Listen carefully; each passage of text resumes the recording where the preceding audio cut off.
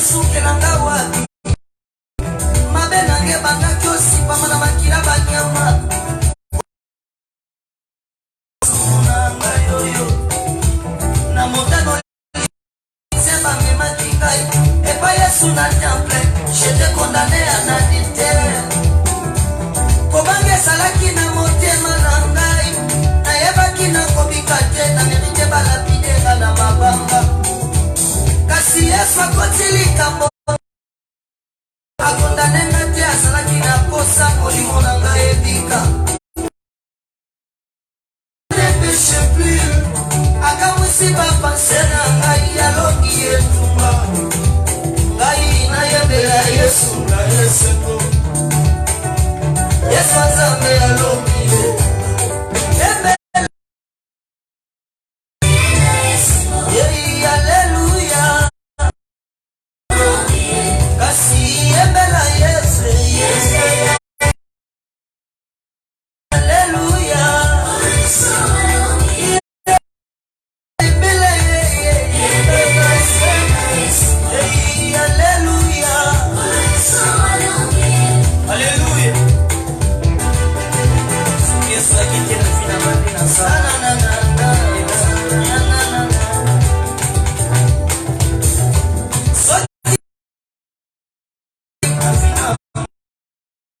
Yesu kelanga wapi asala oyo mokili ekoki osala te andimi okufela ngai ya mobeso soki ezalaki mwasi na bali na mbongo baboma ye mpo na mabe nasali akowa oyo ata lipasa tobimi libumu moko masumu na ngai akowanga na ngai oyo Swatali somwe koza subete andimi okufela ngai ya mobeso atali somwa bafimu tena moko andimi okufela ngai ya mobeso nakanisaki na wanga na ngai andimi okufela ngai ya mobeso ngai nabeta mololo na esoko Yesu azambe alongi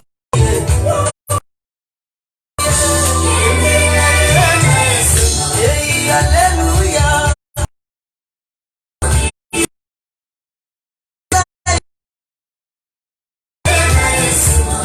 Hallelujah Oya kokuta fami na ngana balimita fi olekina identité na ngai ologi etumba badiplome basalaka na base oleki na identité na ngai ologi ela mutu wakora muyenga nsamba kwena nenda sambi wakubila musambu wa munda mwanisenda yebela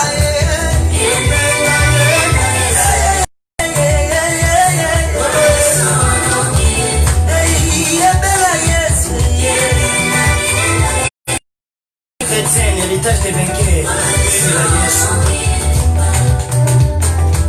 Quand je me tournais dormir Yesu, et je pensais que c'était fini, tu as gagné. Oka musiba pensé na ngabo moto.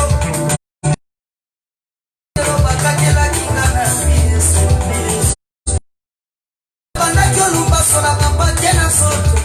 Na sezala kita ya préparation pour me sanga place à Saoulé.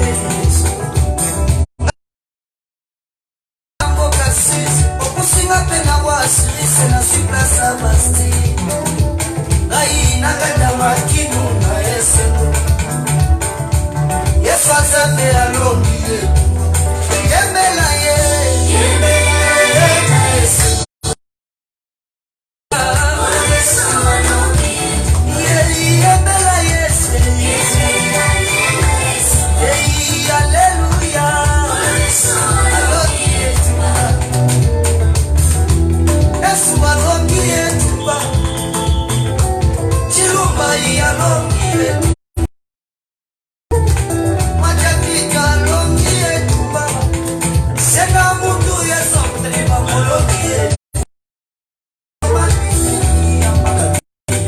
Hey.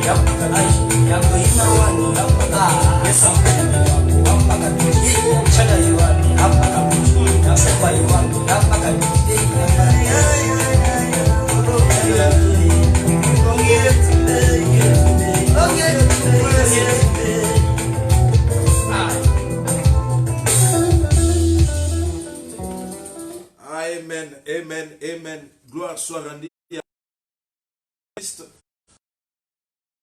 qui a permis que nous puissions encore nous revoir cet après-midi. Na kumisie, na seigneur merci pour être mingi tolala na bango, kasi na tongo lelo, baza incapable, bakoki kola mukate. Ya pesi biso souffle de vie, abateli biso, apesi biso nzoto makako. Lobi na yoka ki sango ya moto, lelo na yoka ki sango, na tongo tozalaki na ye, mais azate, akufi. Mais Nzamba asali biso ngolu, apesi biso makasi pe manabomo na tongo lelo, tolamuka, tika toloba na ye ke aza malamu, parce que soki ye a décidaka ke tozala te nde tozala te tomonaki te na tongo lelo. Kasi na makasi na ye, apesi biso pe manabomo, tika kombo na Yesu ekumbama. Yo mutu ozolanda ngai, vraiment nasengi yo merci pour la attention na yo opesi ngai na tongo na après-midi ya lelo. Vraiment comme on a Yesu et lelo. Voilà. Lelo na tongo lelo na eko ebisa moto moko lelo na terme na ngai ce cadavre ne pas à toi.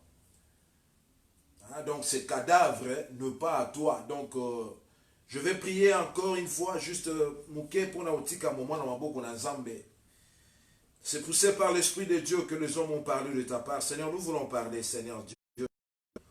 J'emmène toute pensée captive à ton obéissance, Seigneur. Je dispose le cœur de tout et chacun.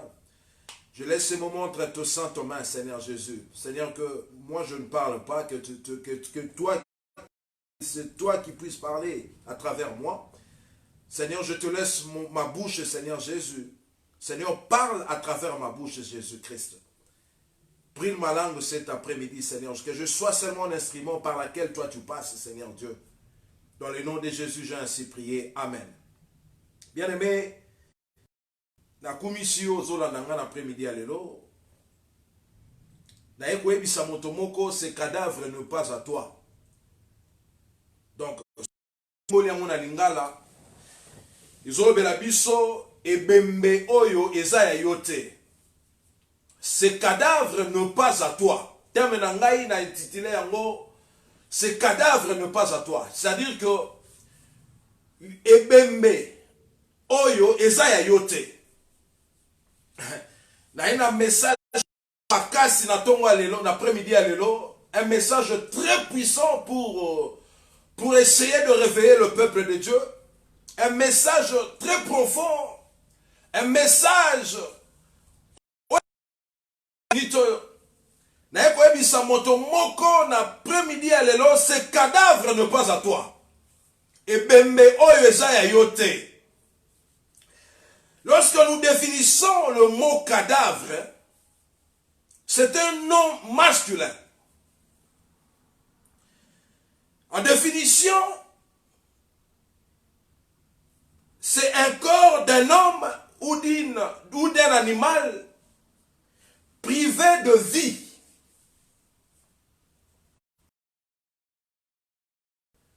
Un cadavre veut dire corps d'un homme ou d'un animal privé de vie.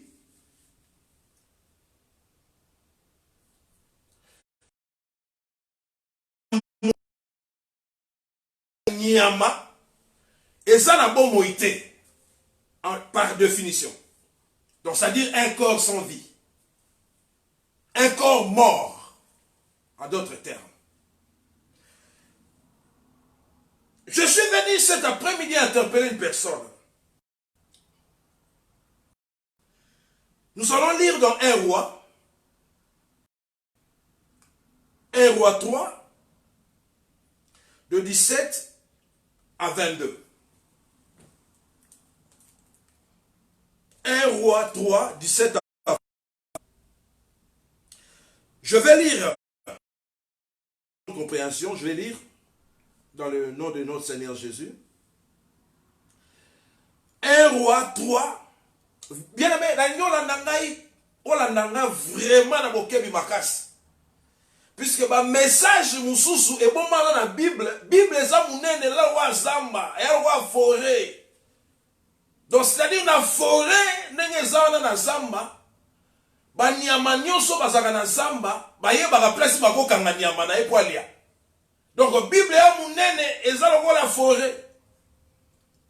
Soki nzambe atie makanisi na place oyo, ça dit il faut la nanga très bien puisqu'il y a de révélations.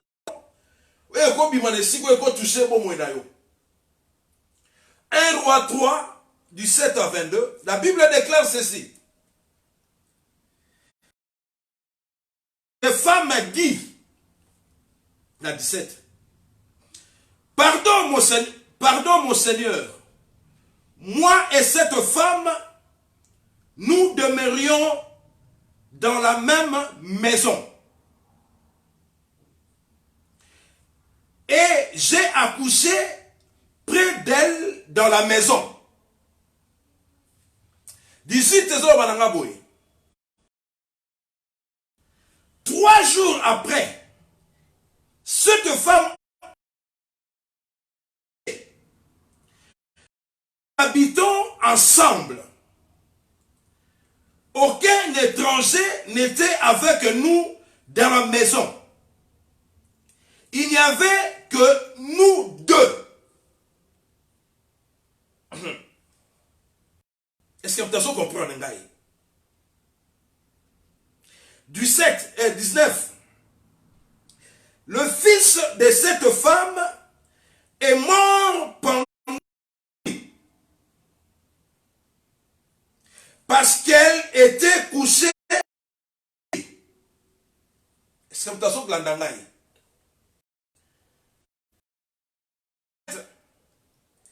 Elle s'est levée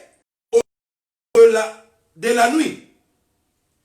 Elle a pris mon fils à mes côtés, tandis que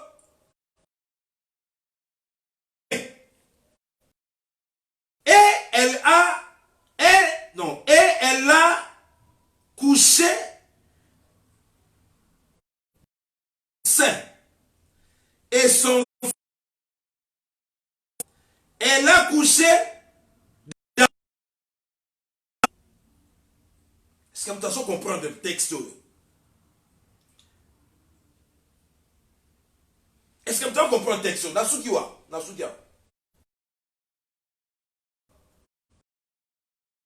Le matin, non, n'a 21. Le matin,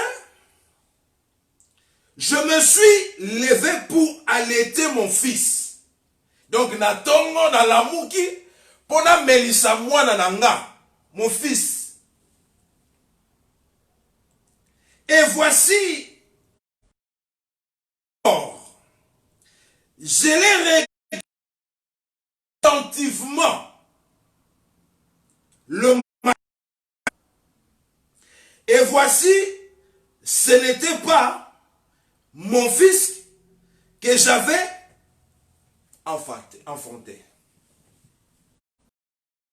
Est-ce que tu as dit? Le matin, je me suis levé pour allaiter mon fils, et voici, il était mort. Je l'ai regardé attentivement le matin, et voici, ce n'était pas mon fils. Et que, non, c'était est-ce que vous comprenez? Frère, na lelo na pokwa ya lelo na après-midi ya lelo ko ebisa motomoko et bembe eza ya ngai. Ce cadavre ne passe à toi. Na histoire toti kotanga. Bible ezolobela biso lisolo ya basi mo bibale. Ces deux femmes habitaient dans la même. Ces deux femmes habitaient ensemble.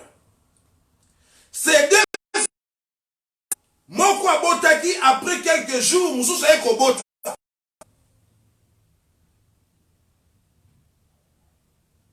Et ça dit que, Boutou moko balali, Oyo moko alalaki mabe. Oyo moko alalaki profondément. Donc c'est-à-dire l'histoire ici nous interpelle, les autres de la Bible sont sur la base de Mibale, likamwa pongi, likamwa sommeil. Donc, moko alali nakolala ne mabe tamba lali likola mwana wana sali nini akufi na butu. Mais maman zoe bateke mwana akufi. Tamba komi na katikati ya butu asutuki na pongi atala mwana na ye azaki akokufa. Pourquoi? Parce qu'il a là qui mwana mabe. Et là je viens interpeller une personne. Je viens interpeller une femme. Comment pour na mwana osala erreur ya boye ofina mwana na pongi.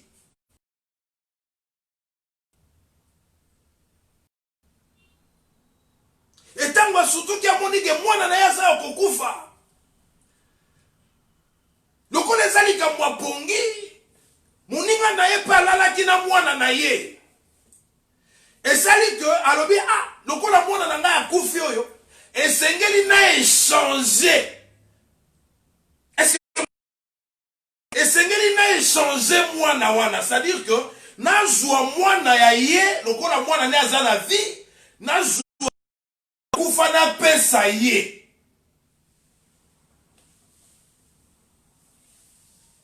Est-ce que vous devez comprendre? Donc c'est-à-dire que le deux femmes oyo alalaki mabe abomi mwana oyo pe alalaki mabe na pongi makasi baye ko changer mwana pandaza na pongi. Pongi ndenge nini oyo za olali na mwana bako changer au mwana frère. Je suis venu dire à une personne de cet après-midi à propos ya pongi na yo, à propos ya sommeil.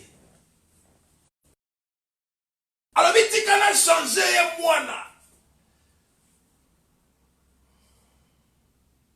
Ajupe mwana ya ye ya kokufa. Alongoli mwana ya mama ya mwasi omusu azaki na azui oyo ya kokufa atikeli mama oyo. Est-ce que moutazo comprendre ngai? Est-ce que moutazo comprendre ngai? Azui mwana kokufa apesi na mama oyo na mwana mwasi. Mwana mwasi oyo pe azali azako ebate basi ba changer. Voilà pourquoi thème nanga l'après-midi à l'élo. Ce cadavre ne pas à toi. Et bembe o eza yote. Tango changer mwana. Azu mwana na ya bomo ya che ya lali na ye. Et tango balamuki na tongo. Et change ya mwana si esalamaki. Frère, je suis venu te dire cet après-midi que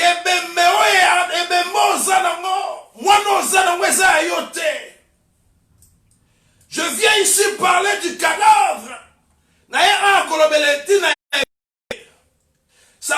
Les transferts, ça peut se faire spirituellement, ça peut aussi se faire physiquement. Est-ce que vous avez compris l'après-midi? Bah, changer.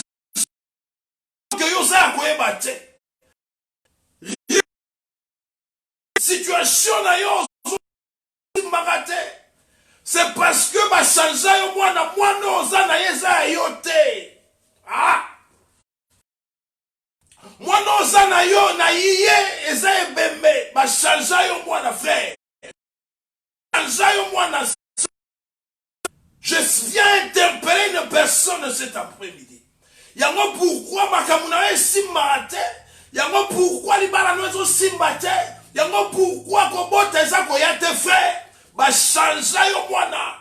Ozana ebembe na maboko. Situation na yo koma ebembe. Ba chanja yo mwana na kidiba. Ba pesa yo mwana kokufa. Asali échange pendant que bana olala. Et c'est mon tazo comprendre dans l'après-midi. Na eko ebisa moto moko oya mona situation na eto mona situation na esimba te.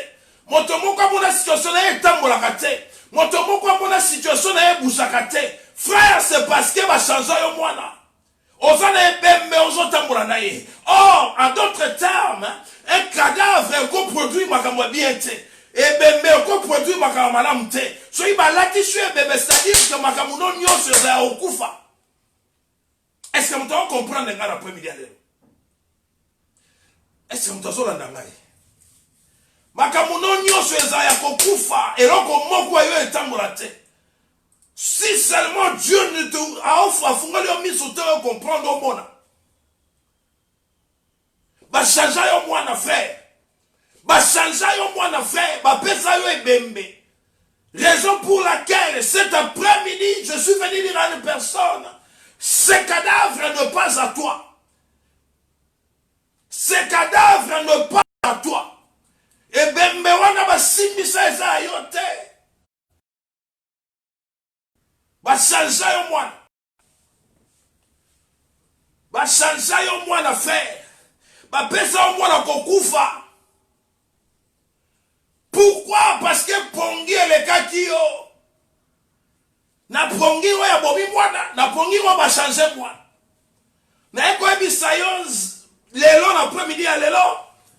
Makamwana eko se passer spirituellement aussi. Mais là ya bangwe samaki physiquement. Ba changer mwana asaiki kidiba asao comprendre te ba yote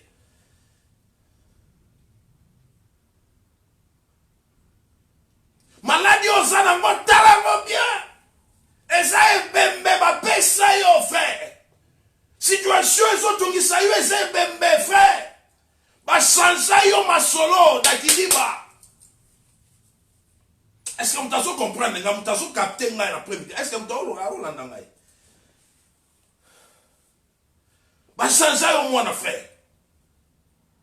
Mais gloire soit rendue à Dieu. Gloire à notre Dieu. La Bible déclare ceci. Dans verset 20. Frère la dame est très bien. La Bible déclare ceci dans verset 20. La femme, on va changer qui moine. La Bible dit ceci.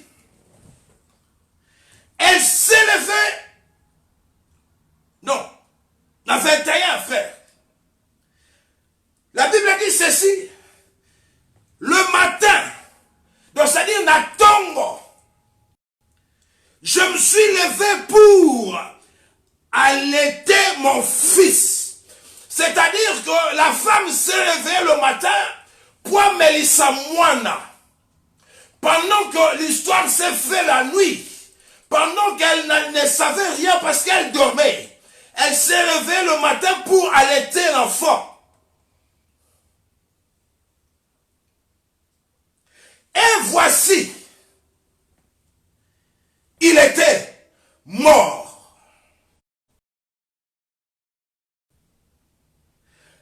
Gloire soit rendue à Dieu. Puisque likambo ezo ya sima yango nde likambo na eko ebiso na après-midi ya lelo esengeli osala. Réflexion ya mwana mwasi oyo nde na memeli na après-midi ya lelo esengeli otala vie na yo très bien. Ocheke vie na yo très bien. Ocheke kobotama na yo ti okoma na âge oyo très bien. Ba chanja yo mwana frère, ba chanja yo ba pesa yo ebembe. Yango moni situation na yo simba te. Yango moni makamuno nyonso zo marché te. Parce que ba pesa yo ebembe otambola na ebembe, otambola na moku ya la vie na yo. Tu as besoin que Dieu te révèle. Tu as besoin que Dieu est. Oh, est-ce que vous avez compris l'après-midi à l'élo? Est-ce que vous avez compris l'après-midi à l'élo? Frère, la Bible dit ceci. Cette femme, et voici, il était mort. La femme dit encore, j'ai attentivement le matin. Je l'ai regardé attentivement. Et voici, ce n'était pas mon fils que j'avais enfanté.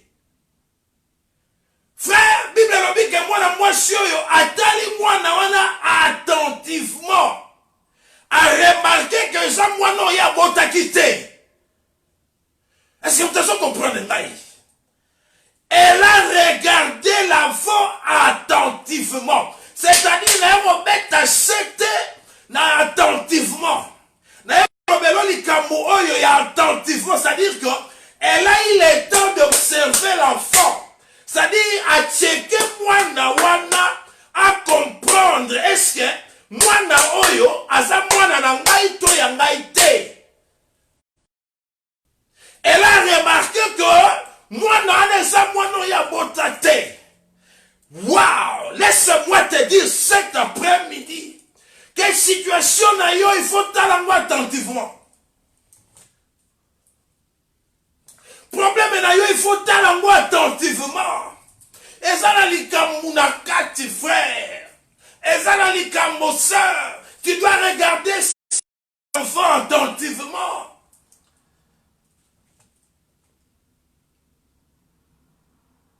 Ensuite, checker à la moine. Alors, mieux ça, moine, on a la botate. Raison pour laquelle, cet après-midi, je viens, étant qu'un homme de Dieu, je viens déclarer, je viens prophétiser sur ta vie. Moi, non, ma paix, ça, yo, on est ça, moi, nayote. I declare and prophetize for your life. Mwana oyo yo ba pesa esa mwana yote. Je viens prophétiser cet après-midi. Je dirais que l'enfant que tu as, la situation par laquelle tu traverses, tala yango attentivement esa situation na yote. Ah. Oh my God, na go sukanga. Est-ce que na okoloba lelo? Est-ce que na okoloba? Est-ce que na okoloba? Est-ce que na okoloba? Est-ce que je peux parler? Est-ce que je peux prêcher sérieusement? Est-ce qu'il y a encore le mouton qu'on a premier? Est-ce que je peux parler? Dans le bien, est-ce qu'il y a encore le... C'est-à-dire la femme, réaction à une sepelissingaï. Tango à la mouki na tongo, poizo mwana melisa mwana, a checké mwana na ye bien, a tali mwana wana attentivement, a tali kalobi keza mwana na ye te. C'est-à-dire que bah chanza qui est moine. Il y a une raison pour laquelle je suis venu dire à une personne qu'on a la calcon a bon yamate. Qu'on a la calcon a la caca. Nathan a pris, il faut la boutou et moko la boucle surtout qui peut bon Elisa. Parce qu'il y a des choses qui se font la nuit, qui se font la nuit. Atali mwana na ena tongo a remarqué qu'il y a mwana na été frère. Ba chanja qui est mwana. Alors bien ça mwana on a la bota quitté. Pourquoi? Parce que na kati ya ndaku bazalaika mi balena mwana mwashwana. Ils étaient qu'à deux. Balobi na Bible étranger azaki na ndaku te. Bazaleka mi balé, bazuli solo ba memi on passe Salomon. Babi tala histoire na biso. Mwana mwasi a se revolta bi non. Yango lelo na yeko ebisa yo, situation ça na mwesa yote. Problème na yo eza nini ba changer yo mwana, ba pesa yo ebembe. Vina yo koma milelo. Regarde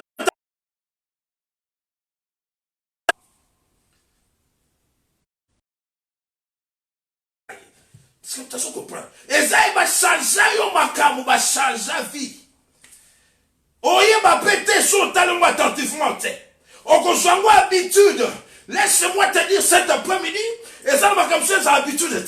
Il faut se révolter au tellement la situation là yo. Pourquoi makamu na ngezo masakate? Pourquoi ma difficulté dans la vie? Pourquoi ma problème dans la vie? Nzoka ba chanja yo mwana tango zaki ya mulala. Frère, laisse-moi te dire cet après-midi. À un moment, à un certain moment, dans la situation, nous allons comprendre ma colonne beauté. Nous allons comprendre pendant que j'étais déjà à l'œuvre, la manière dont ça, nous allons comprendre des situations. Or, que va changer qui va donner ma cam. J'attends qu'il prie à renoncer ma camoisa. Dans l'obité, et coquille, c'est trop. C'est trop. C'est trop.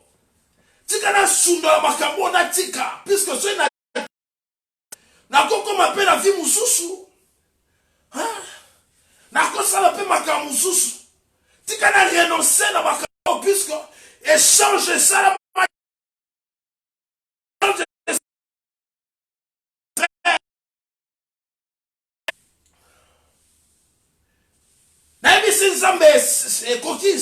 j'en ai assez. Na komaki na point na longola skazaka wana na longola ngo. Ce cadavre n'est pas à toi. Na komaki point na longola kazaka na tika. Écoutez frère.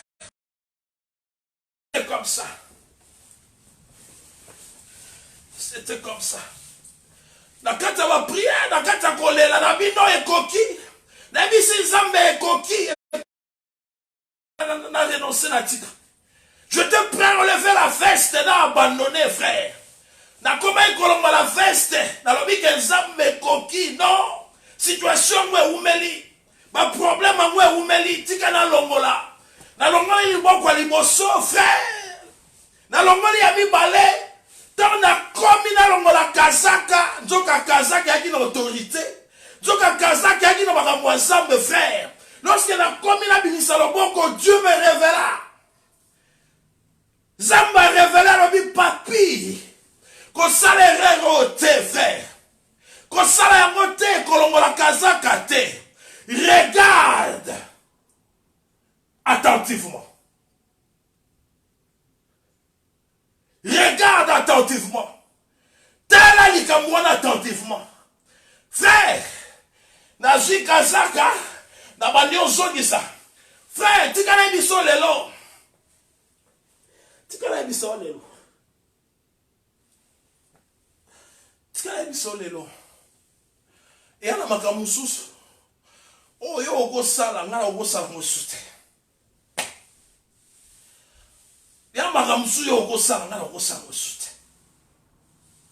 Est-ce que vous comprenez maintenant?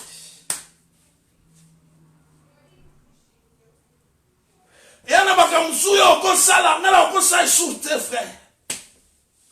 Na okosala mo soute. J'ai une charge. Na vision, na ministère, na maboko. Dieu a dit remets ta veste. Là ta kazaka. Dans une kazaka na lati. Alors il la situation. Abi regarde cette situation. Tala-moi attentivement. Tala-moi attentivement. Tala-moi attentivement. J'ai commencé à regarder la situation attentivement. Et j'ai vite compris que échange ça qui va changer qui moi là.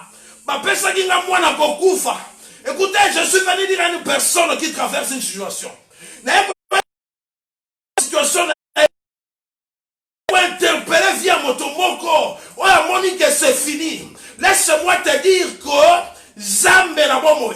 Alors, oui, que situation là yo est silité. Ta situation n'est pas encore finie. Et si il n'a pas Zamba.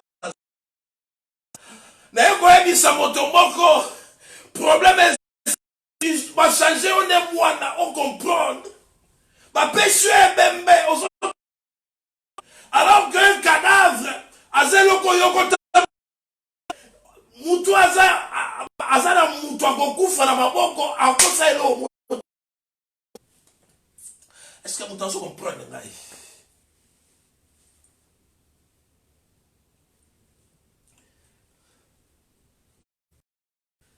Frère, peu importe ta situation, importe ton problème, je suis venu te dire cet après-midi, tu dois t'imposer. Bien que je comprenne, non, tu vas changer au moins dans le péché. Impose-toi dans la situation. Dans la forêt, il n'y a pas eu d'élection pour te lion se proclamer roi. Et c'est un Nazamba, élection Salamakite, pour un lion à se proclamer roi des animaux. Seulement, impose-toi dans la situation, mon frère. Impose-toi. Impose-toi. Est-ce que tu comprends les gars? Est-ce que tu comprends les gars seulement? Impose-toi, frère. La Bible dit ceci. La moine attentivement à comprendre que va échanger que moi. A bien ça moi on a la bota quitter. Il y a une situation na yo. Problème na yo. Va changer qui au moine.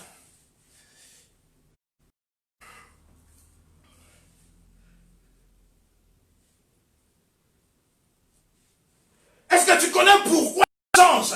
Pourquoi va encore changer yo moine va pire ebembe? Pourquoi va encore changer yo moine va pesa yo ebembe? Na yo simbate ekufa. Pona musala ozana. Ekufa. Pona ozanga bana mobota.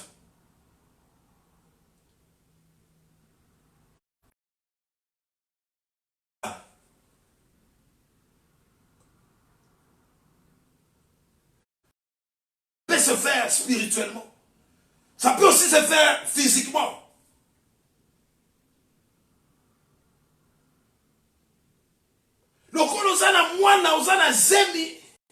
Tu dois faire très attention. Moi, nous il faut battre bien. Parce qu'il va encore changer au moins même la carte à l'ibou. Encore changer au moins même la carte à l'ibou. Va changer au moins.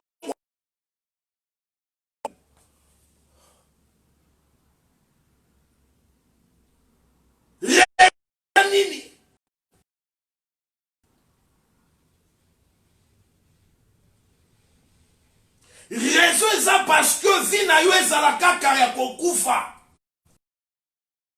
Makamunyo soko banda kosale kosimba kate parce que ça ne bembe.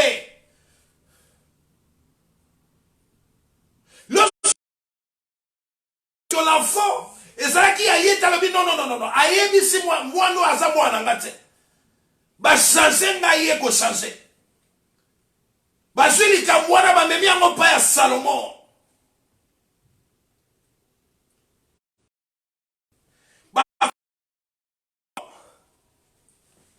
Babandi osamba basimi bale wana. Moi je suis bachanja ki mwana bandi ko expliquer Salomon. Alors bitala ni kamweleke li biso le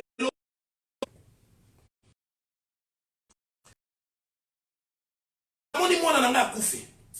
Komi na tongo. Na bien. Donc ça dit ce gars mwana nanga tese kaza mwana moi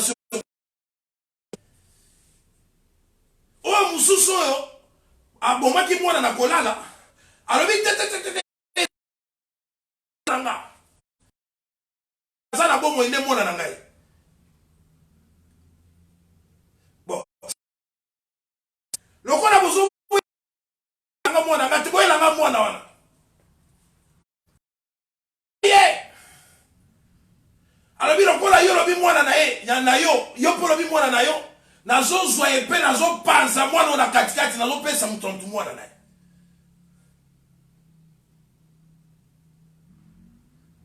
oya bomaki mwana wele ni abi oui sala nde mwana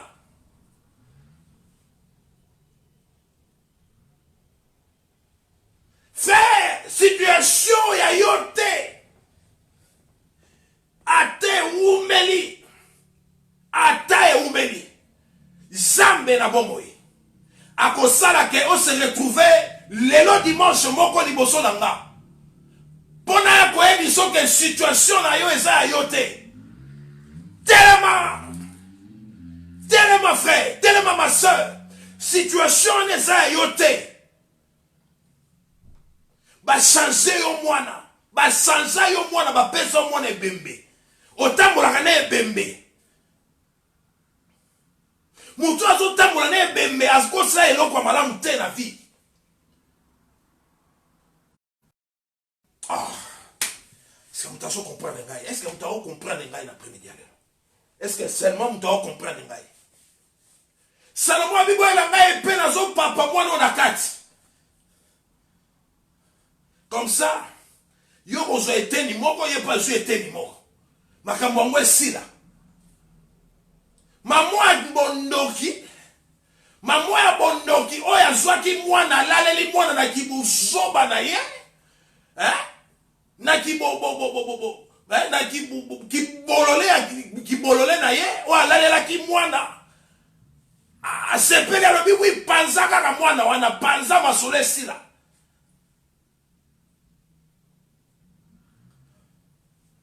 Gloire soit rendue à Dieu parce que Zambe ayaka na bolem na malembe nyoso aya yebisi mwana mwasi mususu tika. Yebisa Salomon eboma mwana wana te. Azwa mwana wana pesa. Puisque la mère biologique ya mwana. Alors ngate mwana na ya kufa frère.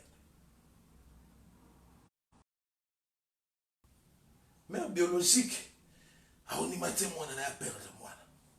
Aji Salomon te ko Salomon te zwa mwana wana pesa ye.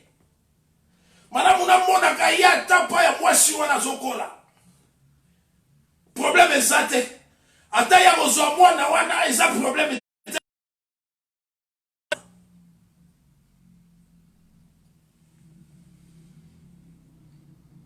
Salomon atali situation alobi ndo kipenza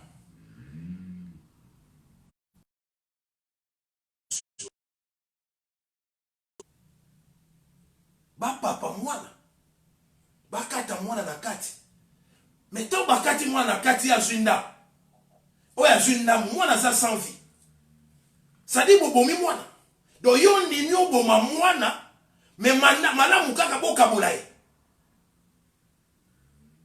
Salomon alobi te mwana aza mwana ote zwa mwana wana pesa pa ya mamo. Écoutez, maman a récupéré mwana na ye na bopete nyonso. Pourquoi? Ba raison où est ça qui a récupéré mwana na ye? Parce que ce qui maman a bololé. Ce qui maman a bololé. Tango alamuka ki na tongo andaki bano simba muto mwana nanga kufi sans pourtant vérifier situation na yo soko vérifier ngoto botika koyeba te. Zamba pe biso mayele Zamba pe sibiso to mamakambo to enfin la sagesse ça peut biso mayele to discerner. Frère, au vanda na situation mon côté na vie na yo éternellement. Au vanda na maladie mon côté na vie na yo na nzoto na yo éternellement. Au vanda na problème mon côté na vie na yo. Il faut deux fois au vanda ota la situation na yo est-ce que situation est outil pas mutumote quelconque. La femme situation na ye utaki pa ya mwasi azai pembeni na ye. Situation na ye utaki pa ya mwasi banda kolala ne sika moko. Est-ce que tu peux est-ce que tu comprends mon nom là? Est-ce que tu comprends? Est-ce que tu comprends?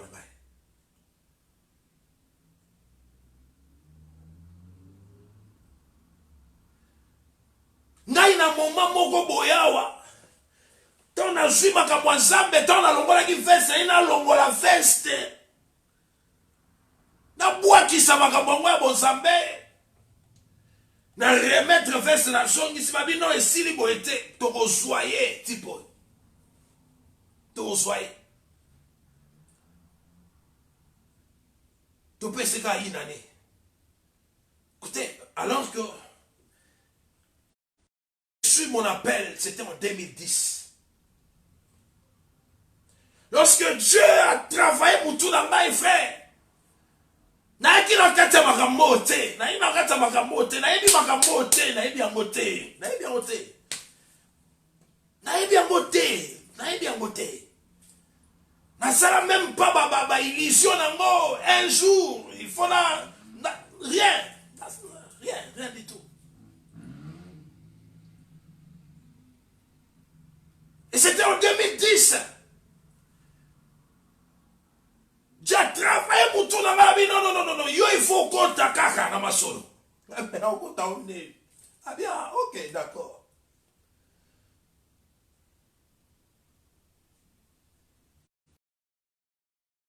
Kangelanga on a kisasa. Kanganga na kisasa penda ya kanginga maboko no biyo. Nasuyo. Ah, makambo nzambo yo frère.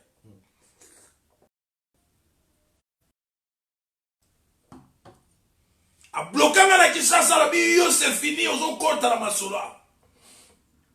Écoutez, naïko na tango yebisa batute. Na za couper na tango expliquer batute. Non, tu n'as pas le temps. Il faut qu'on t'embalamo. Et j'étais devant un père. Autant moyo qui m'a kamwana lobi non ok yaka. C'était mon père spirituel, l'apôtre Pierre Béni, que je salue en passant. Na continue na makambu touti. Makamwa nzambe frère eza blague te. Ya blague te. Biz tolala na ba ndaku moko boye. Nzambe kaka. Tola na église yango esila bien te mbule obeta ba mai ezokota biso tozopola na ba mai. Mais nazo kokolongwa kuna te. Donc ezakwa basisi na makasi nyonso. Olena kima ta kokima. Nzamba o briser nga penda zo zwanga zo briser penda zo briser nga na ndenge osakana te. Abiyo iftikala. Tolala na kati église na bambula na mipepe tozaka wana. Après quelque temps ba changer ki mwana ba changer ba pesi ebembe makambo zo simba te. Abi ok. Lokolo zongisi veste to ozoyo. To pesi total. 2 ans, 3 ans, 3 ans, 4 ans. Frère, bako banda kozela chute na yo ba ozoyo te. Bako banozela yo bunga bako soyo te. Banda kozela na 2010 n'est-il l'autre en 2020. C'est-à-dire que lorsque Dieu t'appelle à équipaka yo na makaba. À ta situation moi neni o le kango parce que ça na yo. Écoutez balobi que non, il faut te soyer comme je viens d'expliquer makamba moi ça na maka physiquement et spirituellement, c'est-à-dire lorsque le physique veut s'accomplir, il faut spirituellement déjà makamwe salama. C'est-à-dire que balobi qu'il faut tout joyer na spirituellement tout bon.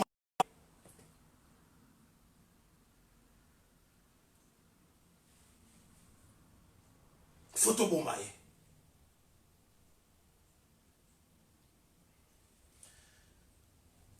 Zoka, je voudrais te dire une chose ici. Je voudrais te dire une chose ici. Soki Nzambe a bengio. Soki Nzambe a telle émission. Alors, lève-toi. Soki Nzambe a dit que c'est le moment maintenant. Kota. Na makasi no yote. Na zolo bela bateau basa sans appel te. Moto à côté, makamwango sans appel. Je ne parle pas de la batouana. Na olo be la batouana te. Na olo be la batoyo. Oyo zambe yengolu. Apesi appel. Donc abengi. Na olo be la batouana charwana. Nebiso toi na kati ya batouana charwana. C'est-à-dire Dieu m'a dit que maintenant lève-toi. Lorsque Dieu m'a dit de me lever, c'est-à-dire que obstacle, problème, nyonso comme la yo. Zambaza simana yo. Et tomba qui va il faut to bomaye spirituellement. Avant ma camoué comme physiquement to bomaye. Qu'est-ce qu'ils ont fait? Bah créer cercueil.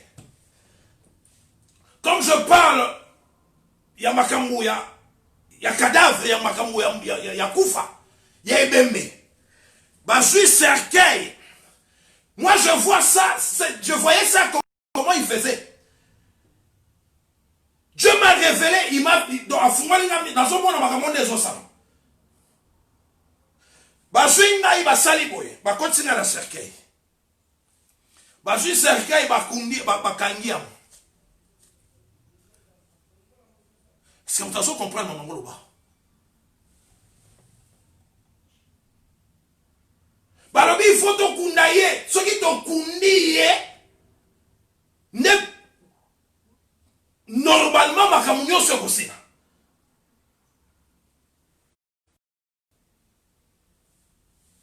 Baswingai bazalaki ebele.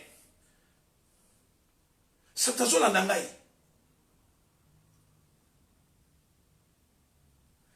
Basui yango comme nous savons à Kinshasa.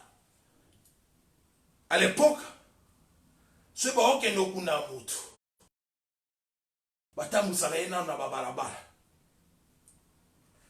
Oh my God. Oh my God. Ça me sunganga parce que et ça va sur son mususu o eleka na ba vie hein. Pour moi na mutu azolo ba marmoise. Ala mukika hein, sentiment et suis abandonné baté frère. Et ça na makambo nzambe salaka oya sala oya zo salake toti kala fidèle na ye ba jui yango ba bando tambola na balabala lokola tozanga pe na kingabwa ba koti na lac mukamba. Oh my God, ba ke na lac tumba ba mimi kamba po ba ya na di fleuve. C'est-à-dire que balabala liboso ba koti na lac comment lac mukamba. Babado poussana na cercueil bazo yemba bazem. Tant ba o poussana. Tant ba o bwa kamisu na musika ba moni mutu moko pe azo ya liboso kona. Et cet homme était revêtu d'une robe blanche. Alataki bilamba moya pembe na singa loket. Baso poussa na tango batali misu liboso bamoni mutongo azongenga. Babia tipo akota na makambo ya bato. Tika to bimana ye to kota na nini na. Je crois mangenge je ne sais plus hein. Bakota na balabala wa mibale. Babimi na balabala wana bake kota na balabala mibale tango baso poussa la même personne o bamona ki na lago mukamba. Baye omone na lac na nini na mangengenge. Ba moni mutonga zo yakata ba bazo poussa. Il était vêtu d'une robe blanche. Alataki singa loketo. Robe na corde na loketo. Tant ba poussa ni ba koti ba moni azoya. Ba bi etika to bi mamoto akota mbaka mwa batu. Oh my God. Babimi la deuxième avenue, baké kota na troisième avenue. Baye penda baye okota na di fleuve, balobi awa nde pa na ye a nde tozo kunda tozo lalisa. Donc bakoti na troisième avenue. Or que chiffre 3 est comme un mystère yazam. Or que chiffre 3 est comme la divinité yazam mes frères. Or que chiffre 3 est côté la Trinité.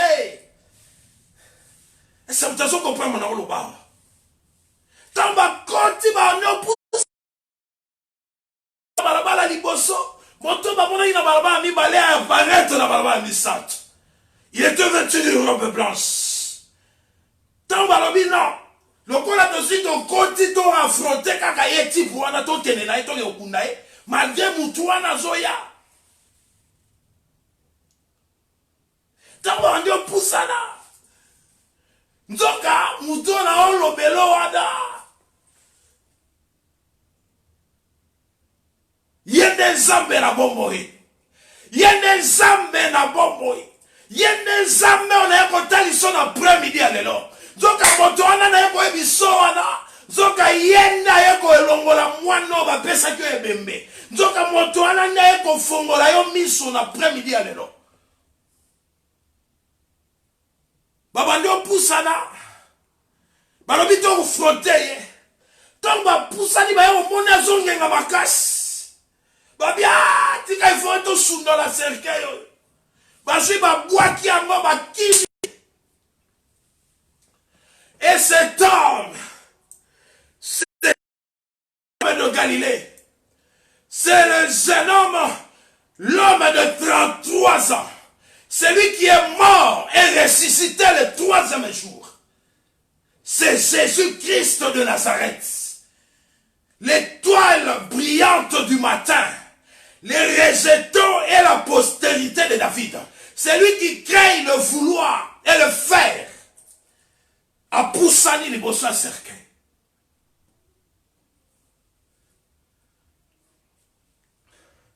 A joué à fungo les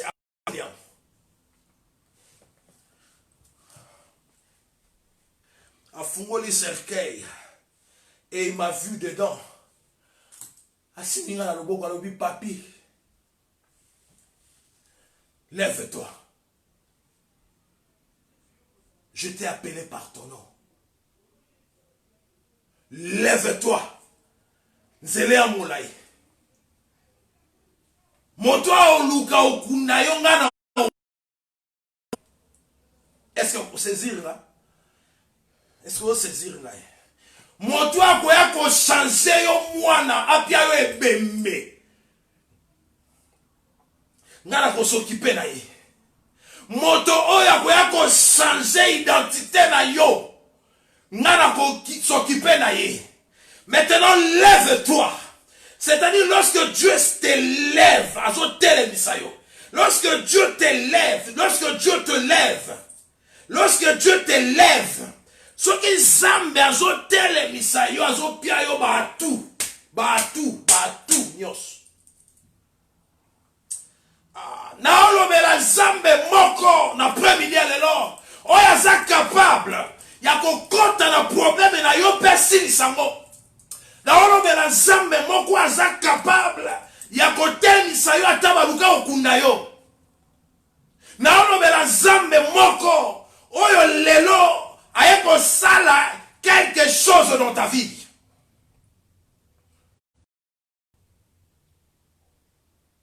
Frère, atabaluki okunda yo. Atabaluki ko boma yo ba simbate. Ba sanja yo ba pesa yo ebendo tambola kanango ba ane na ba ane. Oye ba pete. Soki kakate zamba tie batu ba loba. C'est-à-dire lorsque Dieu a tellement singa, ayebi singa boye. Il m'a dit quelque chose. Il m'a dit quelque chose. Ayebi singa boye. Alors, lorsque tu commenceras à parler,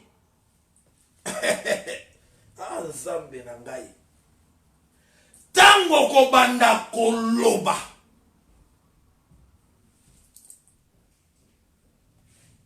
tango okobanda koloba, c'est-à-dire que malamu muta yoka yote. Est-ce que tu comprends? Tango kobanda koloba, malamu mutu azwa ba koton akanga na matoi ayoka yote. Kasi soki seulement mutu apesi toi.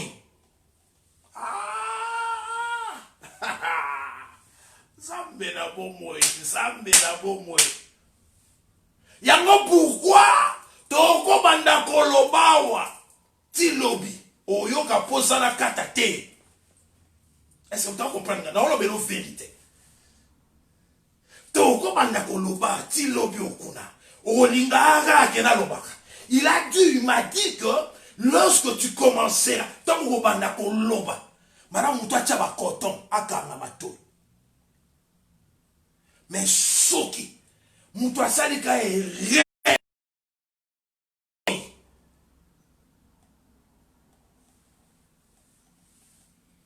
puisque en réalité, Moussala na yo esa ko gagner ba âme, ko zwa ba âme wana. O mema bango pananga. Donc voilà. Aocha maloba. Voilà, atiaki maloba.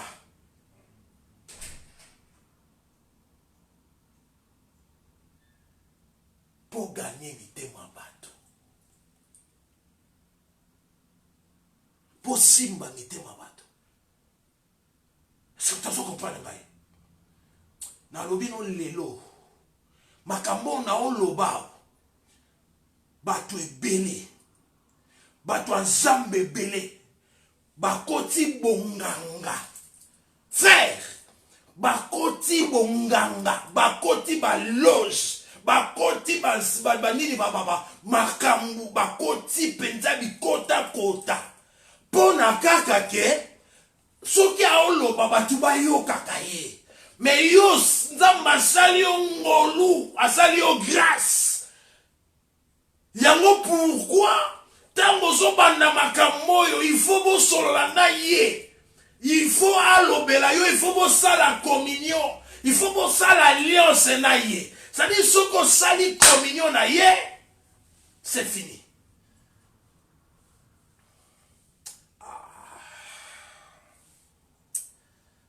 Faire toti musika na zambo. Toti musika. Ya una eko ebi samoto moko na après-midi alelo. Situation za na mwele bisaote. Eza na batu. O ba bima. Na ba situation za na ngo ba bima ngo penda pe bien. Eza na batu. Ba bima na ba problème oyo za na ngo na ba bima na ngo penza. Eza na batu. Oyo ba bima penza na ba problème na ba situation za na ngo ba bima pe bien. Yango situation za na ngo le misaote. Talango bien. Talango attentivement. Checkez yango bien. Tala situation go très bien. Au mona que situation wana isa yote. Ah, est-ce que na mbali kamowa? Est-ce que na lobili kamowa? Est-ce que na lobili kamowa?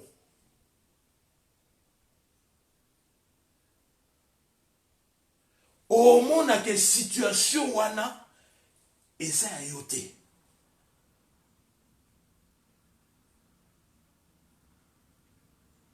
Yango na yeko ebiso lelo na après-midi ya lelo. Ebembe wana eza yote. Ce cadavre n'est pas à toi. Nazolo bela cadavre. Nazolo bela ebembe comme image. Ya makambo ya vina yo za na moi actuellement.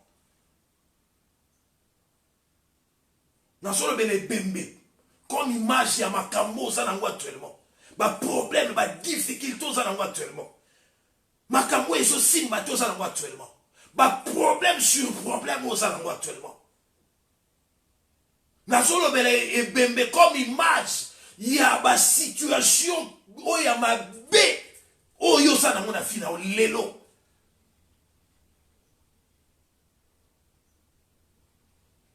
Na éviter au lit, ce qu'on se comprend maman le bas.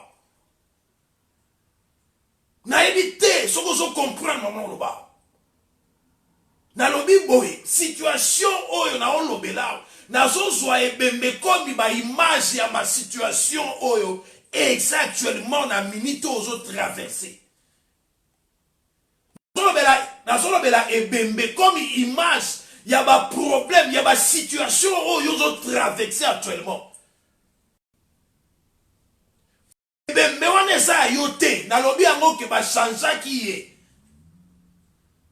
Ntango bazalaki kolala, bachange ye mwana, bazwi mwana ya ebembe, bapesi mwasi oyo. Mais quelque chose s'est passé le matin. Tango alamuki na tongo. Alinga melisa mwana. A observé mwana bien. Amoni mwana za okufa. A observé attentivement. Bible ezolo bao.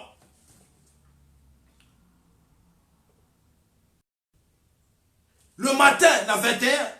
Le matin, je me suis levé pour allaiter mon fils.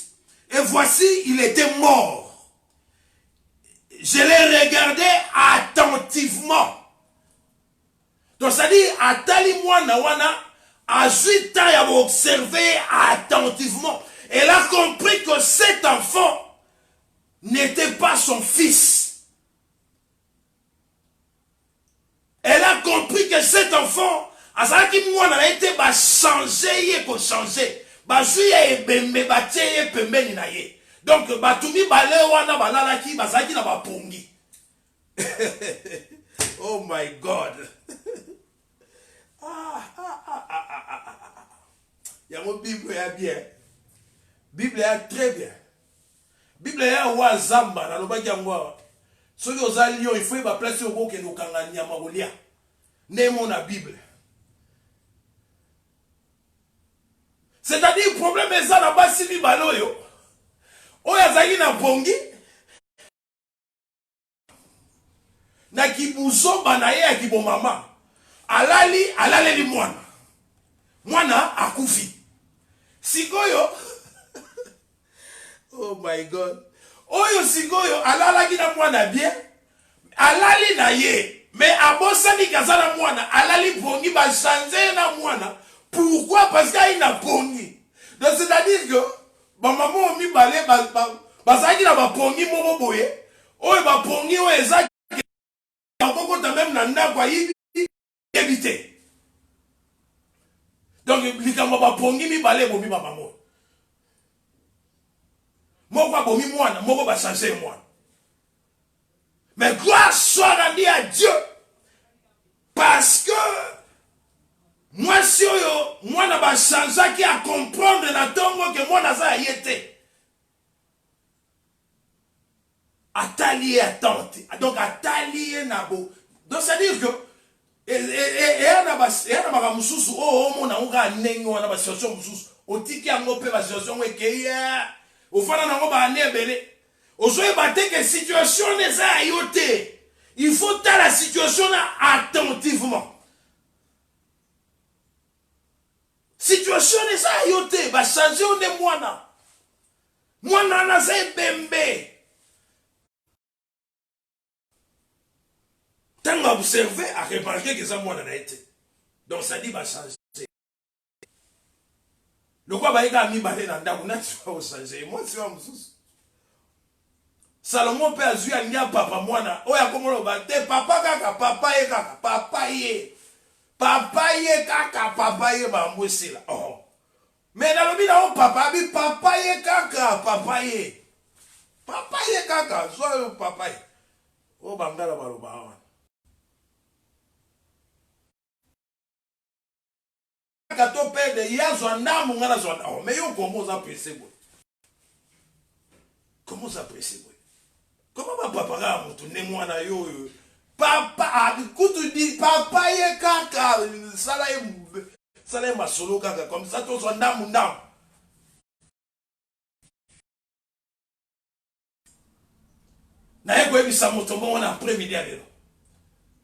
Je suis venu dire à une personne cet après-midi. C'est par là que je vais finir. Zamba tient un message d'après-midi. Pour n'ayer bisayo que, et ça message, ça message makambo tozomona na vie basasa yo mwana kala bapesa yo ebembe ovanda na yango bane Mais lelo Zambe atindi mutu na ye. Mosali na ye a interpellé.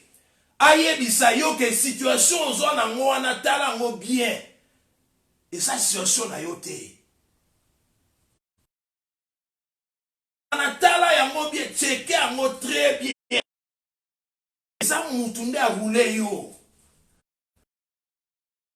Mwana pesu ya kokufa. Mwana pe mwana bembe sikoyo. Otamboli na ngo ane mobimba. Otamboli na ngo ba ane bele. Zamba ye koloba na nga lelo. Si je viens déclarer, je viens prophétiser pour ta vie. Situation na yoko tika la ga ane mwana te. Quel prophétage for your life? Ta situation doit changer. Je prie cet après-midi.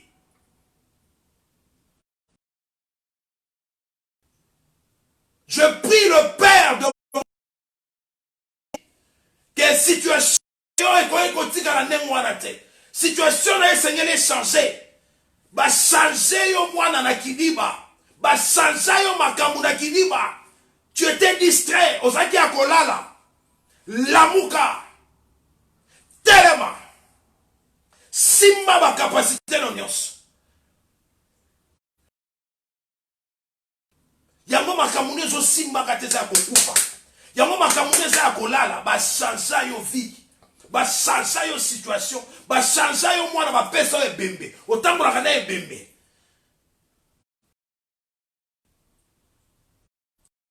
Message yo lelo na yaki kolobela yo ke Nzambe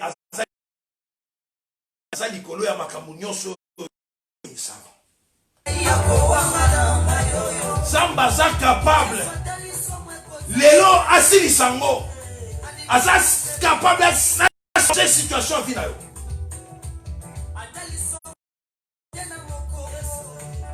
Regarde seulement attentivement. Nazo soukawa pour la kolobano que dans la situation attentivement. Regarde ta situation attentivement. On peut comprendre que non. Il y a besoin de sigo.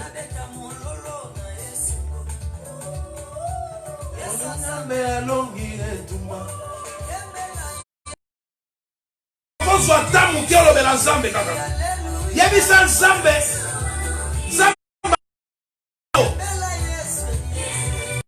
Alonge tumba pote afungali yo makamu moko moyebaki na mte a révélé a dini mutu akola musa conscience na yo aya koyebi situation na yo esa ya yo te.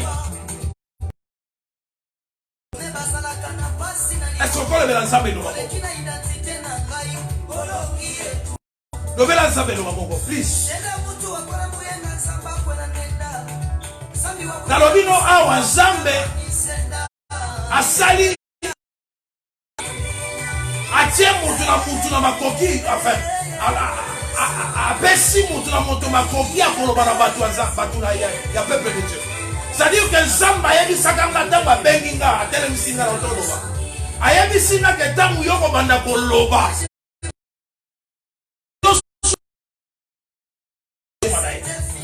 à moins que mon toit n'a pas cordon à Kamabatoy, mais mon toit soit fait sur l'ito. C'est pourquoi cet après-midi, je suis venu dire à une personne, Nobel ensemble de l'Obamoko. Yebisa Nazareti a senga mwana wa pesa mwana ya kukufa. Yebisa ensemble Pongine sila esimba kingai. Pongine emporta kingai. Comme les deux femmes, babonyo soit qui emporté na ba. Oya bomi mwana, pour alalela ki mwana na pongi, o ba changer mwana pour alala ki. Abosa ni kazaki na mwana. Yebisa Nzambe atele misayo ki olala ka pa pamba te. Yebisa Nzambe asala ke ba pongi na yo. Ezala ka kolala roi ngulu te. Eza ya kolala ka lokola nyama te. Soki olali, on comprend que Congolais la mugapa pas ma bonne raison. Parce que dans moment pongi makambezo les kana, bazo ça va changer. Pour motobo été, parce que on a pongi kaka. Est-ce que asalo grâce na pongi wana. Quoi nyamate. Ça me l'a moïse.